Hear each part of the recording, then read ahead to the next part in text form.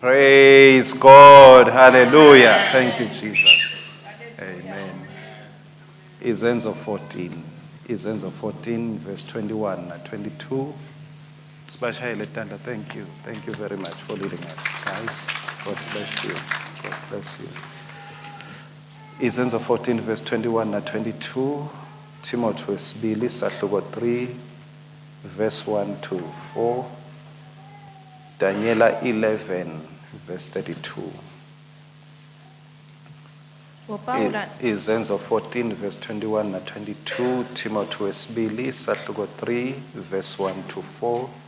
Daniela 11, verse 32. Sorry, qhubeka Dot. Paula na Barnabas bashumela livangeli eDebe. Batfola abalandzeli labanyenti. Base babuyela emuva eListra, nase Ikoniyumi, nase Antioki lesePhidisiya. Baqinisa emakholwa abawakhutsata ekubambeleleni ekukholweni. Yes. Lesingakwenda bazalwane esikhatsini sekuhlupheka kukhuthatana. Hayi kucetha kuhlupheka. We cannot stop suffering, but we can encourage one another. Sisendlule enhluphekweni. Kude lamhlabeni lonemandla to stop suffering. Lenhlupheko ifike ibonakalise lomkhulu lonaye. Ubonakala ngcono kulesikhathi senhlupheko. Kuvuka kwaJesu ngemandla sezulwini kwabonakala kangcono ngesikhathi 1 lithuna livalwe embamba kwaphinza kwaba nabogatsi. Kwasita ke lokho ukuthi vele kubonakale ukuthi makuyawube kuphume eJesu la kuyabe kwendela izulu. Yes. So ngesikhathi into okubangathi iyakhonga nje kuwe ungumntwana sekhaya tikhongela ukuthi kutobonakala ukuthi noma ngabe unemali noma ngabe watikwa bewungeke uphume la. Kuyabe kwendela izulu. Kuyabe kwendela izulu. So nalapha ke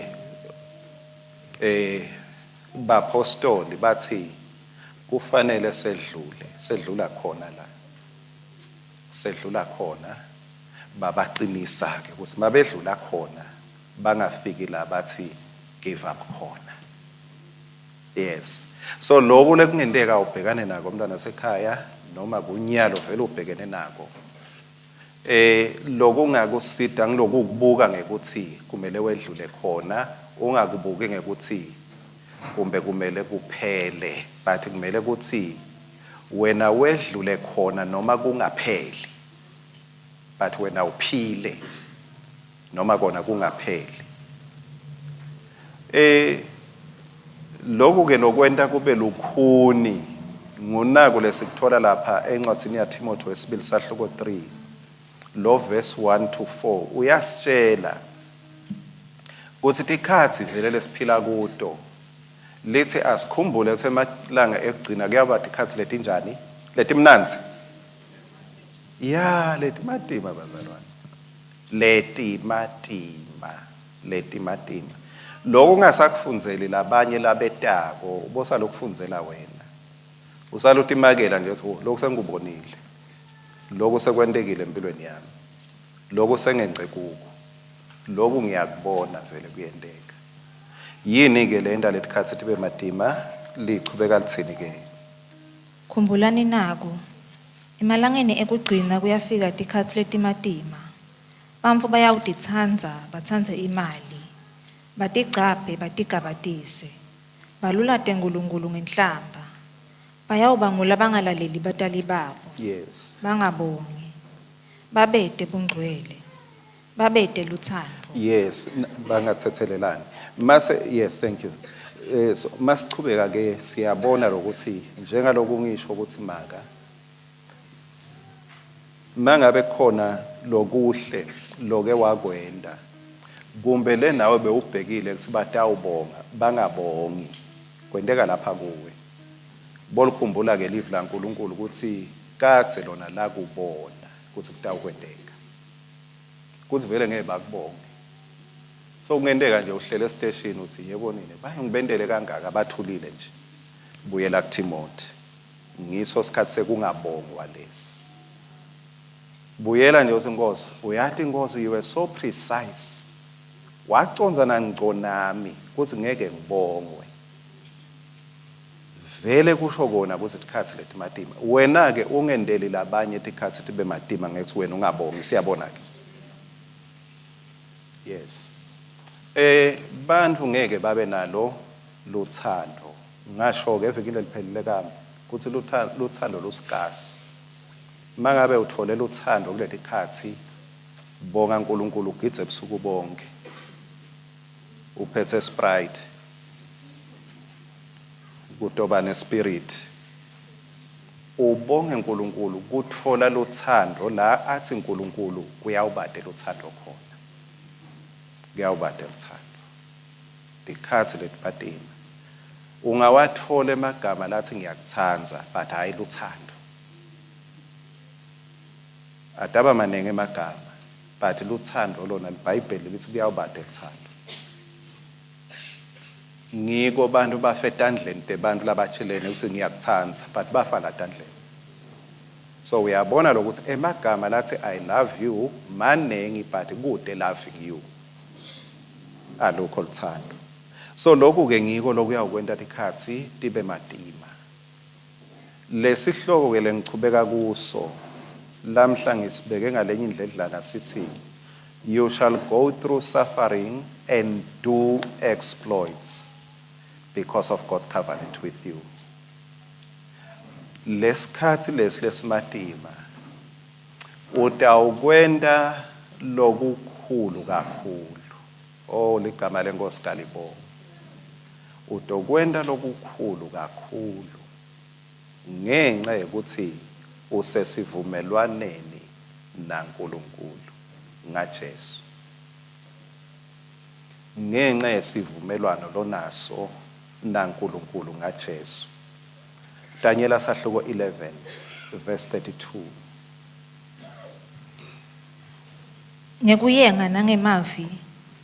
Ngekuyenga nangemavi ekuwonga inkosi iyakonakalisa labo labaphule isivumelwano kodwa noko bamfula bamati kahle uNkulunkulu wabo bayawuvumelana nayo baqinile labo labamati kahle uNkulunkulu wabo noma sewadwebela ngared noma ngablue ngicela ungete black labati kahle uNkulunkulu wabo naso sikhiya lengunika sona lamuhla kwati kahle uNkulunkulu wakho kwati kahle uNkulunkulu wakho whatever it may take mntwana sekhaya thatha ishape yekwati uNkulunkulu make it your serious assignment yenda kube ngumkhankaso wakho lomkhulu kakhulu ukuthi umati dwebela kahle umati kahle kube kungathiwa kunelo hambo loluya eCape Town lo hambo lokwati uNkulunkulu kube bengathi ababhalise bonke labafuna lo hambo kungabe ngumuntu lothi awu mina anginalutho kungabe ngumuntu lothi ngizetawuhlola abhalise athi ukuthi usete lutho lokuya eCape Town ngoba inhlito yakhe sayivele ilese phethweni kwati kahle uNkulunkulu register to know God better mangithi register ngisho uthamba eBible school ngoba ungaye eBible school ungamkhanzi uNkulunkulu angisho ukuthi wota ngalesithathu noma ngalesine ngoba ungeda ngalesine noma ngalesibili ungamkhanzi uNkulunkulu people who know their God ake uregister enhlitweni yakho ukuthi Nkosi ngiregister ekwatini wena engikwati kahle kuleti khathi why ngoba uNkulunkulu uthembisa labo labatawumati kahle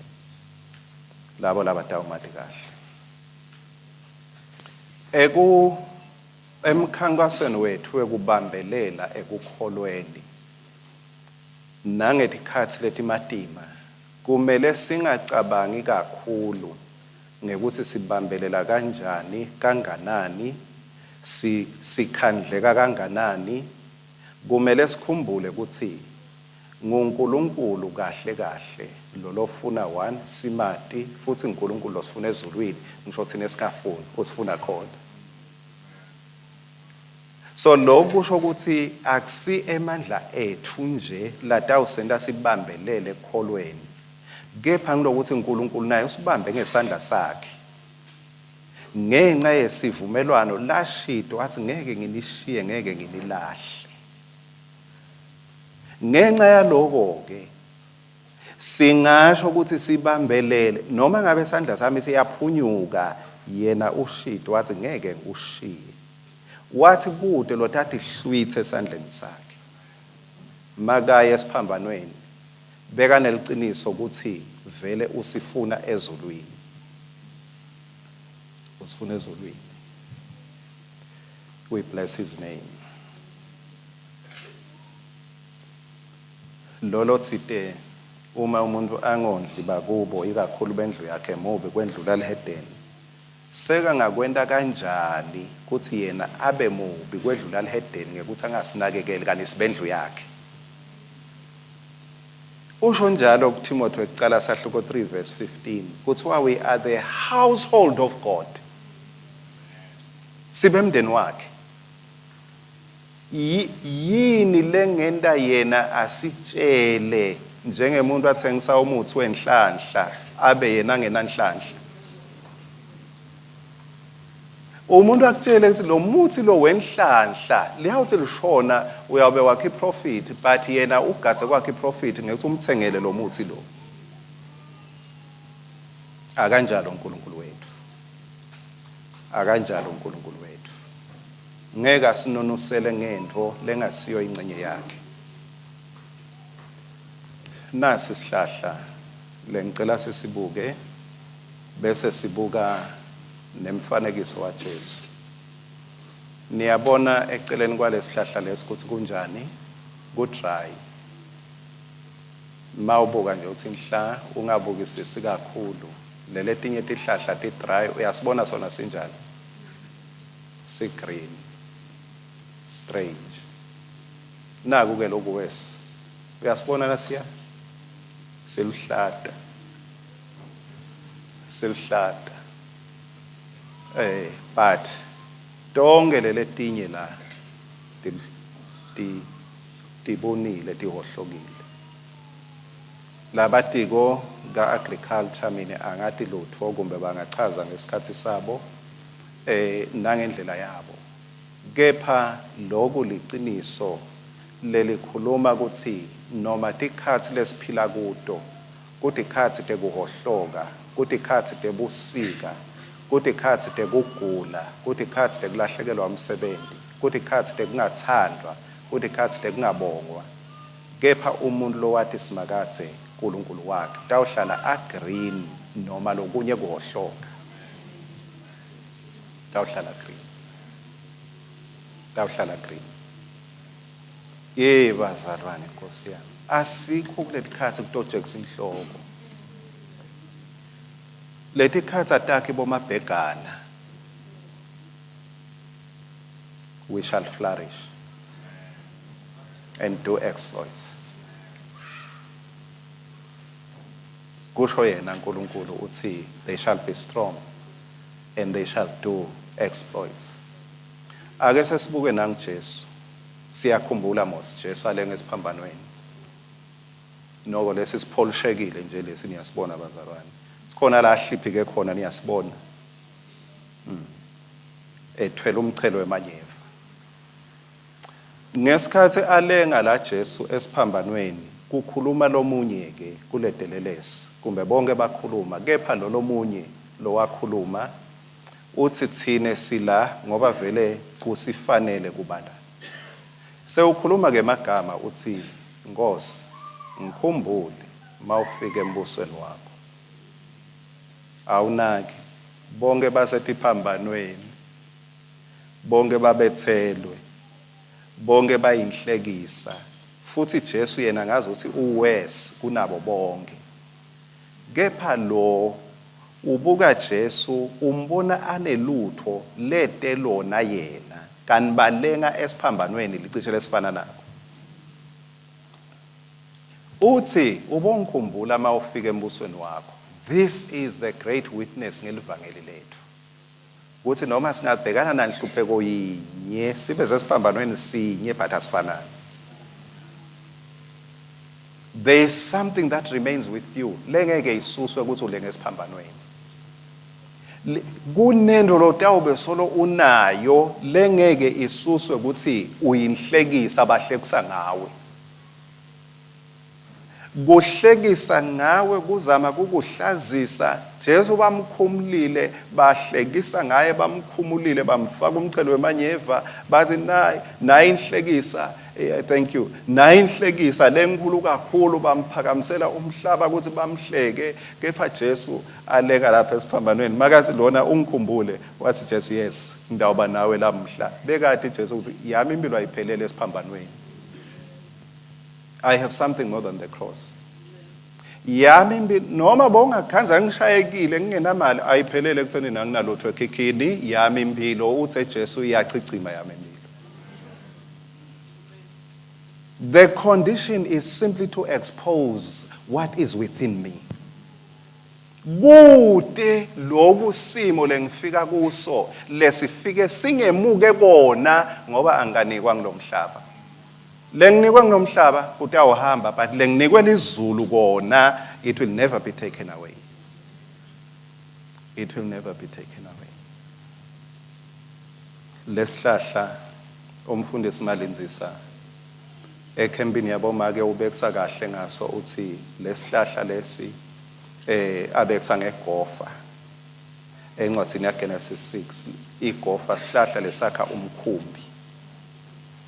Wathi lesihlahla savela besikhona ngesikhathi kuyokwakhiwa umkhumbi. Emva kwazamcolo sanyamalala lesihlahla. Sangasatholakala. Lokho kusho ukuthi lesihlahla besitele ipurpose sase siyanyamalala ngoba sesiucedzile umsebenzi bekungasadingeka umkhumbi. Lamhlabeni utele ipurpose ngesikhathi sakho. Feza lotele kona ungaboni ungalahleki. You will never recapture your season. Sikhathi sakho ngeke usirecover mntwana sekhaya. Kumele lokho lokumele ukuthi ukwende ngesikhathi sakho ukwende ngoba you will never postpone your time. Ngeke usichubele empilo. David wabalichawe wasebenta amdumisa uNkulunkulu but David wafa. Nobe angathanza kanganani kutosi leader ngeworship nyalo sikhathi sakhe saphela but wayishiya imark siyawabona ama footsteps la hamba khona. Nawe nami shiya tinyathelo leti tawubonakala ukuthi ngesikhathi sakho waba igofa nawe. Lesihlahla ke kuze sibe luhlata leliqiniso lithi sona sicale sikhule siyawuthola litshe sibreak emanti phasi sisi singathola ke lamandi sesingaphila ke la ngetulu. Kusho ukuthi lesihlahla sicale sathi emanti ukuthi ngidawathola phi ngesikhathi sesomiso kungikhane sitawuchamuka ngala. Kumele usime mntwana sekhaya ungafuni kuvela kuqala embi kwebantu kani awukathinzani nemthobo longeke ushe. Kumele ube neliqiniso lelingeke linyakade ngaNkulunkulu wakho. Liqiniso lelitawukwenda uthi I shall not be moved. I shall not be moved. Just like a tree planted by the waters. I shall not be moved. Ngeke nginyakadise. But hayi ngenxa yengoma ngoba vele bantu labamatiko uNkulunkulu wabo they shall be strong. They shall be strong. Sise sivumelwaneni na Jesu. Asisithi lesikhandleka kakhulu lesilwela ukuthi vele so that we make it but na Jesu wethu akathula hayi ukuthi uyasibukela nje zabalazani fakane amandla. No, sisesivumelwaneni, he will make sure he supplies strength. Utawukwenta liqiniso ukuthi kuze uhlale ulihlata, uhlale unesmile lapha esiphambanweni sakho, utawukuniketa emandla ekuthi you will never go dry. You will never go dry. Bandvu labamati kahle uNkulunkulu wabo. Kuleli verse, lo verse 31 engabe usekhona khona yini kuDaniela sahluko 11 verse 31. Sithi wangu bese sesiya lapha. Thank you Jesus. Emabutho ayo lahlomile ayawuvuka angcolise inqaba yelithempeli. Aqedze imihlatshelo yemalanga onke. Bese ke emisa singeniso. Yes. Lesingusona sibanga inchithakalo. Sinengiso. Yes. Lesinengiso nenchithakalo. Inkosi Antiochus, inkosi yemaSiriya, yathi mayihlasela ibhubhisa ize incoba nesive saNkulunkulu. Kwafika sikhathi la khona edzelela mbamba, edzelela abantu baNkulunkulu, edzelela futhi netimiso taNkulunkulu. He was anti-God. Lamuhla leyo anti-God sithi bekamelene naNkulunkulu ngoba wafike wahlanekela tonke tinto letihambisana naNkulunkulu wemaJuda. Kwekucala wafike wathatha ingulube wayawunikela ngayo ku-altare yaNkulunkulu. Into la ngayifuni uNkulunkulu. Wayithatha wayawukwenta ngayo umhlatshelo angcolisa lithempeli laNkulunkulu.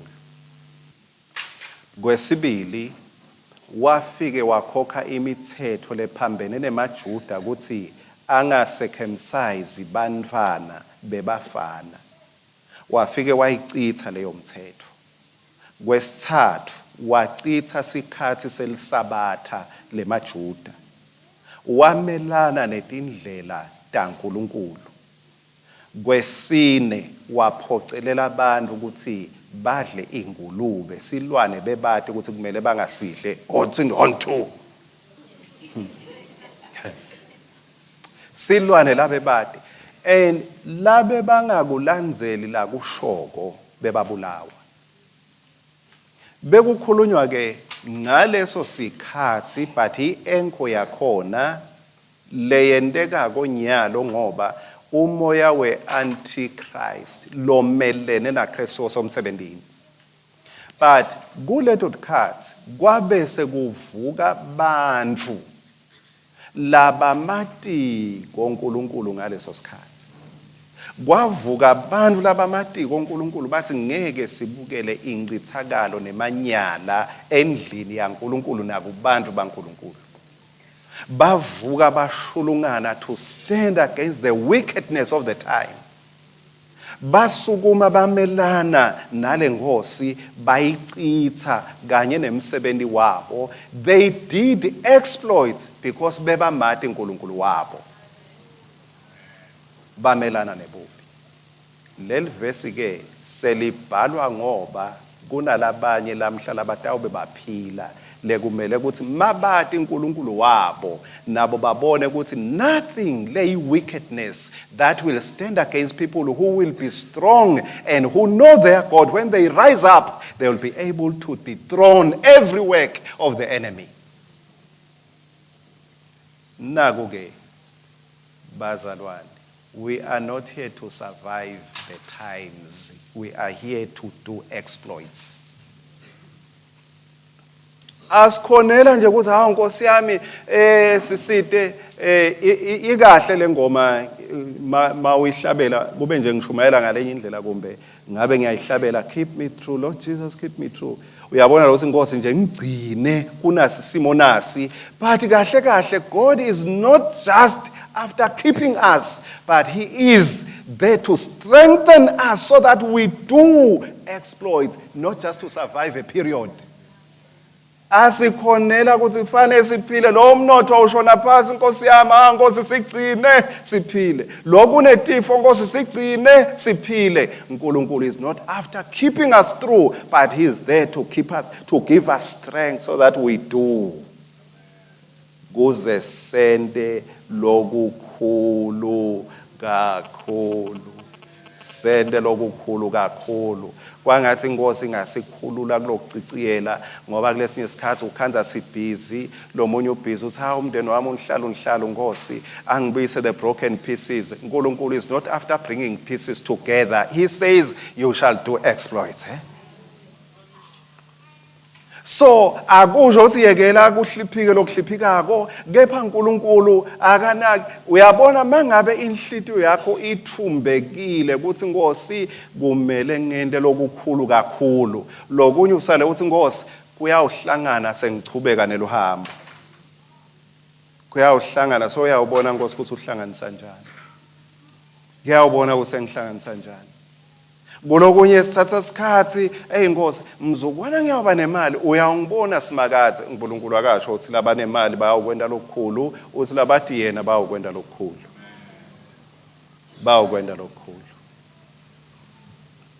bantu laba amatiko bayakwenda lokukhulu bantu laba letimo tabo tilungile akasho ukuthi kuyawuqale kulunge kahle timo kepha uthi bantu laba amatiko yena selithini ke encwadini yetento imisebenzi yabapostoli lithi uNkulunkulu usibeke njengetive etindzaweni letehlukene emhlabeni kuze sonke sibe neaccess to him lokusho ukuthi sonke sithutane ngalokwenele kuNkulunkulu ukuthi singamati yena ngike ngacabanga ukuthi engabe labathute nesikolwa njengalapha kithi nje labathute nesikolwa utabakhanza abafunze bonke yini liciniso ukuthi cha kuya ngekuthi kwendekene empilweni yabo bakhona bangakhona lokho kusho ukuthi noma sonke singabathute naNkulunkulu kepha kungendeka singathathi lamathuba ekumati sonke sinalo lithuba lekumati kangcono uNkulunkulu but kuya ngekuthi kukhona yini ngakuwe lokufuna ukuthi vele umati uNkulunkulu ngale kwaloko uNkulunkulu bathandekayo akekho embekelweni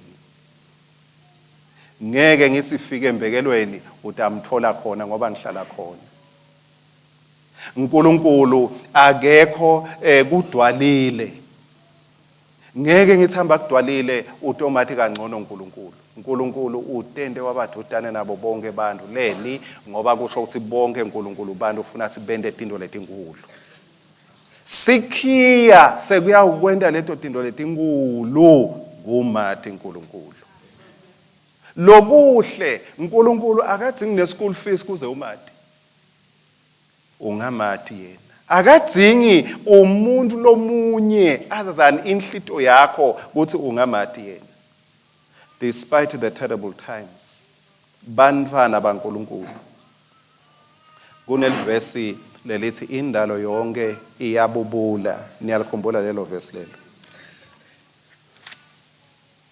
praise God ngibase Roma sahluko 8 base Roma sahluko 8 mawufunza kusuka ku verse 19 thank you Jesus Indalo yonke ilindzele ngikulangatelela lokukhulu kuthi uNkulunkulu embule emathodzana akhe. Kuthi uNkulunkulu endeni embule emathodzana akhe. Lokusho ukuthi la mathodzana akhona but ngeke uwati ngeliso lenyama. Kumele embulwe nguNkulunkulu. Ngoba indalo ibekwe esimeni sebude. Thank you Lord. Emadvodzana aNkulunkulu embulwe. Mawunaka ke alisasho ukuthi kwembulwe bazalwane. Kwembulwe emadvodzana aNkulunkulu. The sons and daughters of God. Lokhu kusho ukuthi labantu labatawembulwa bantu labanebudlelwane naNkulunkulu. Bantu labatana naNkulunkulu. Kuthi umhlaba wonke indalo yonke iyabubula until the revelation kwembulwe emadvodzana nemadvodzakati aNkulunkulu. Laba labatawukwenta lokukhulu kuto letikhatsi leti matima. Livi lenkosi lithi labantu kumele bembulwe. But yini leletawubabeka esigabeni sekwembulwa na? Kwati uNkulunkulu. Bantu labamatiko uNkulunkulu. Bantu labamatiko uNkulunkulu. Hayi bantu letindo tibahambela kahle. Kepha bantu labamatiko uNkulunkulu. Asisuciciyela sizame kulungisa tinto kakhulu. Ake sihluphe kwatini uNkulunkulu kangcono. Ake singaciciyeli kumbe ngemthandazo letawukwenta tinto tibe smooth. Ake sesibe nenhlitiyo njengempostoli Paul alothi kuze ngimati yena. Kuze ngimati yena. Kunemfihlo yekwenta tinto letinkulu ekumatini uNkulunkulu.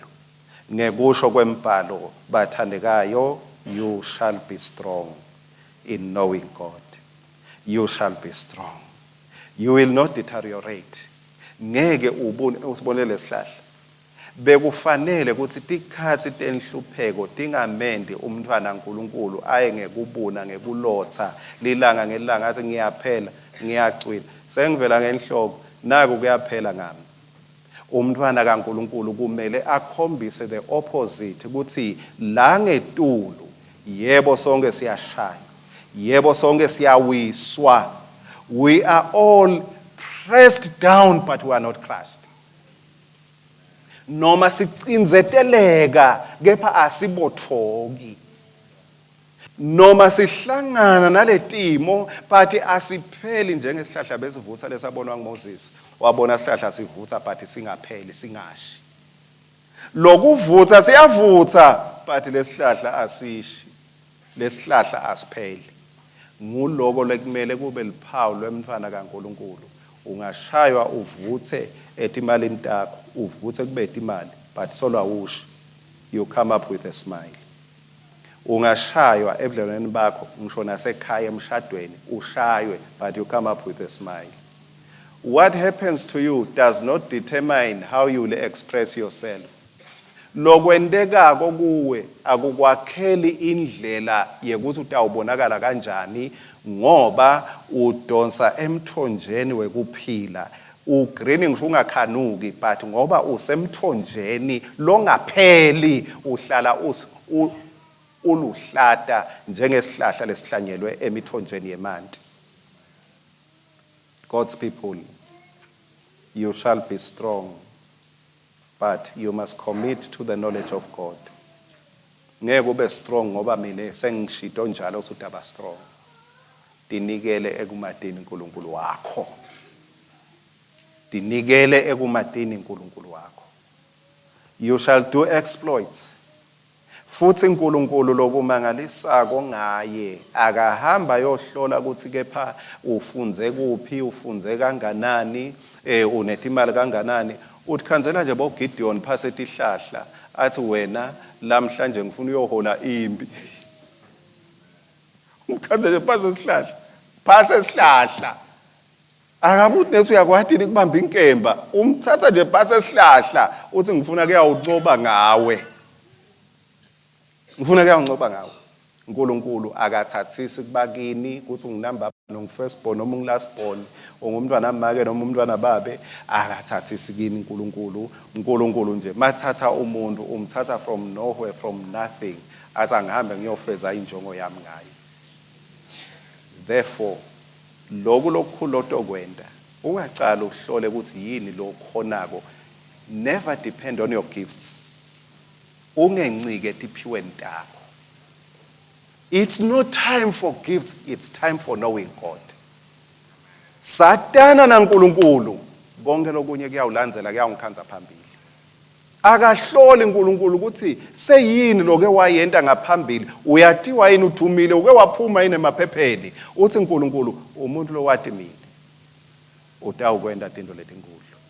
ungatinciphisi, unganciphiswa bakini, unganciphiswa ukuthi udelwe unginamba bani, unganciphiswa ukuthi labanye sebathi teni kuwe, unganciphiswa nakuthi yini lena lesolo ingalungi kuze kube manje lebe usoluthandazela ukuthi ilungi, ingacali igucule. uNkulunkulu is offering us an opportunity uthi bantu labangadiko mine batawukwenda tinto letinkulu, batawukwenda tinto letinkulu. Siyahamba ngekukholwa endleleni lekhaya. Therefore run your own race. Kumbe lesingeniso senkulumo yeliviki lelitako. Gijima umncintiswano wakho kuthi utatele uNkulunkulu wakho. Uyekele labanye awubathi baxoshani. Akube nguwe lo tigijimelako, ungavumi isipidi sakho sisethwe ngilabanye. Tisethele sakho speed emntwana sekhaya. Yekela labanye niyawudibana phambili. Wena tisethele yakho ipace, ufuna kumati ngcono ngepace yakho, ungavuswa ialarm yalabanye. Bane yakho ialarm levusa wena ngoba ubathi bavukela kuphi. But mawutisethele yakho ialarm nguwe lo watiko ukuthi ngimi lo watiko ukuthi uvukela kuphi. Singasebenta tinkampani tihlalelane but shayile wangala kamakhelwana akashayisi ngala. Ngeke singakhala insimbi ngala bese wakhala malamlela nawe sewuyashayisa. Ngiloyo umela yakhe insimbi. Njengalokuthi incingo tikhala tiphazamisa kulokunye. Njengalokuthi incingo tikhala akusiyo imvama ukuthi makukhala licingo likhala ngale ndlela lekhala ngayo lolwakho sewuyaphuma nawe sewuya ngaphandle. So receive kukhala lwamakhelwane. Ake sewuthune awutithune wena ube nethuni yakakho. Utikhondele wena ungacalathi makhelwane ukuthi ukhamisa kanganani makhelwane. Ake utisethele wena mntwana sekhaya. I want to know him and the power of his resurrection. Ngifuna kumati. Once wamati uNkulunkulu, the rest will be history. Ngicela sisukume.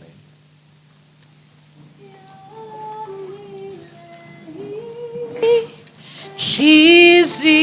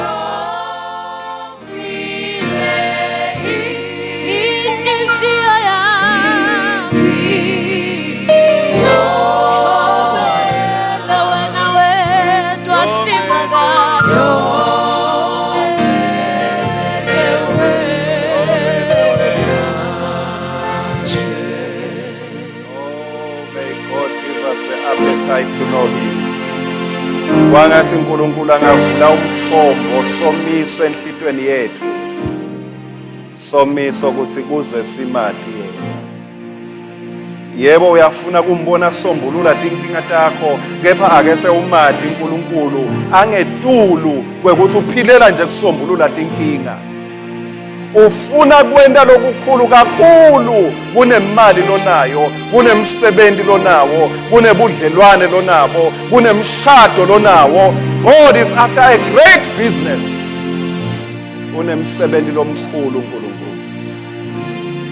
Bantu labamati kahle uNkulunkulu wabo batawukwenda lokukhulu, bakwendele lizulu. Bantu labamati kahle uNkulunkulu. You are not there to survive. awukhonela nje ukuthi kufanele kuhambe kahle ekhaya, kufanele kuhambe kahle emalini, kufanele kuhambe kahle ebhizinisini, ukhonela to do exploits. Tinto letingetulu kwemicabango, tinto letingetulu kwemandla nemakhono akho. You are not there to survive suffering, but you are there to do exploits. Ukhonela ukuthi labanye babuke wena babe nelithemba.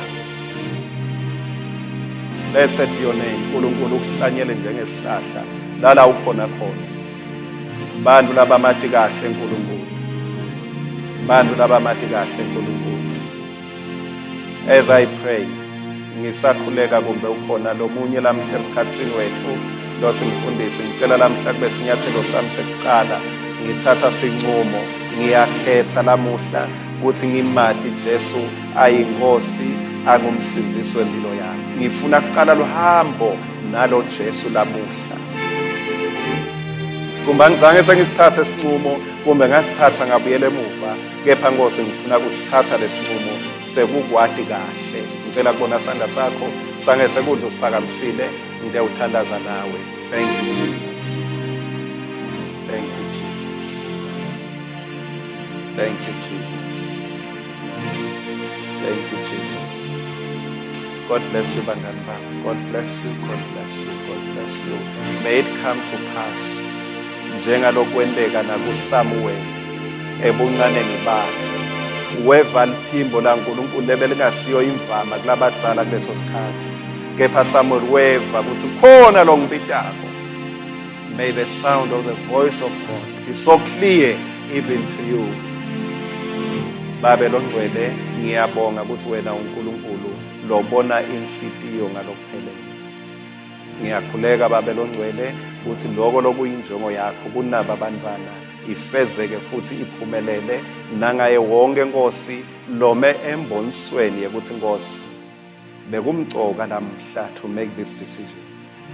Ngikhulekela moya wakho longcwele to carry this word through and make it relevant and applicable in every soul. Thank you Jesus. Ezo semile lapho mntwana sekhaya kwangathi lamuhla bekungaba nemehluko mbamba empilweni yakho usaphuma umehluko ukuthi Nkosi yathi ngifuna kwathi. Yathi ngifuna kwathi Nkosi. Angifuni ukudependent khathini talabanye, angifuni ukudependent emalini talabanye. Angifuni ukudependa emalangeni alabanye. Lo munye ngeke umade ukuthi yena engabe uconzeni kuleli langa. But can you set your own pace, your own alarm? Ukuthi Nkosi ngifuna kwathi wena. Ngifuna kwathi wena. Mase ufuna kumati yena ngeke uvuke njengalabanye. And your spending will be different from others. Nkosi ngifuna kade kwasangiciciyela ngizama kulungisa lokho akulungisa. Ngizama kuletha umhlangano ngihlanganise lokho akulungi. Nkosi I want to rise up and know you. Ngifuna kwathi wena Nkosi. Oh Jesus, I pray today. I pray that there will be a rising up within every soul. Kube khona Nkosi inhlitiyo lamuhla. Leta uthi ngetulu kwakho konke lebe ngikwetama nalebe ngwenda Nkosi lamuhla. I want to step out and pursue you. Mangabe uyateka ngifuna kwathi kangcono. Mangabe labanye batawukwati ngifuna babone kimi inkosikazi leyathi uNkulunkulu wayo. Babone kimi indvodza lengayi nje sondweni kepha leyathi uNkulunkulu wayo. Babone insizwa, babone umuntu lomusha lo wathi uNkulunkulu wakhe amathi kahle. Babone indvombi kimi. Hayi leyathi lisondvo kepha lenenhlitiyo nenshisekelo yekumathi kahle uNkulunkulu wayo. Nakubantwana Nkosi kube njalo. Nakulabadzala ngoba uthe ngisho umuntu sekakhulile uyawube solo athela tithelo ebudzaleni bakhe. Oh Lord, I pray ukuthi singabambi inkonzo nje kepha sibambe wena. Sathi wena singabambe malanga elisondvo kepha sibambe liqiniso ngawe. That we may know you, that we may know you, that we may know you. Lord, I thank you that you have set us up for such a time of exploits. Emehlo akho awabuki the suffering and tribulations. Emehlo akho abuke abantu labafuna kwati wena. Kuze kuthi kungaphethi ngetinhlupho netinhlupheko, kepha kuphethe ngebantu labathi simakathe. Phethe ngebantu labathi simakathe. Kulelo khaya uNkulunkulu ufuna kwatisa bukhona bakhe ngawe. Thank you, Jesus. Thank you, Lord, for that anointing. Special anointing to unveil the reality of your sons and daughters even at this time. May glory and honor be unto you forever and ever. Amen. Amen. Praise God. Yes, praise his name. Amen. Amen.